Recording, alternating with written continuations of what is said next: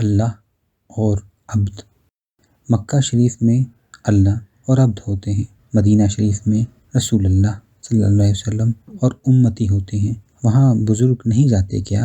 جاتے ہیں۔ تو پھر مسجد میں داخل ہونے سے پہلے سب کو جوتوں کے ساتھ ساتھ مرتبے اور بزرگی کے امامے بھی اتار دینے پڑتے ہیں، اور کوئی یقین سے نہیں کہہ سکتا کہ واپسی پر اس کا امامہ اسے مل بھی جائے گا۔ پھر تو مرتبہ والے بزرگ بڑے فکر مند رہتے ہوں گے، عام بندے مزے میں ہوں گے، اس فکر سے آزاد۔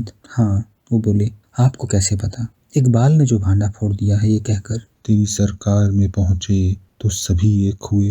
اقبال کو پتا تھا؟ ہاں، کیسے پتا تھا؟ وہ صاحب نظر تھے۔ کیا وہ اللہ اور عبد کے تعلق سے واقف تھے؟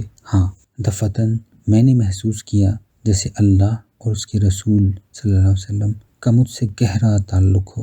میرے دل سے منہ زبانی مسلمان ہونے کا کانٹا نکل گیا۔ میرے بند بند میں ایک نیا رشتہ ابھرا۔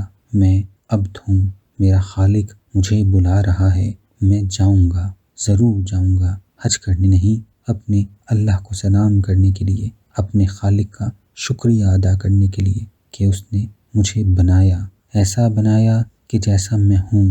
میں جاؤں گا، اپنے اللہ کو منانے کے لیے جاؤں گا۔ یہی عبدیت کی غایت ہے کہ بنانے والے کو منایا جائے۔ کمرے میں خاموشی تاری تھی۔ اس سنسان کوٹھی کے درختوں کی شاخیں سرگوشیاں کر رہی تھیں۔ دور کوئی چکی چل رہی تھی۔ عبد ہوں رسول ہوں، عبد ہوں رسول ہوں۔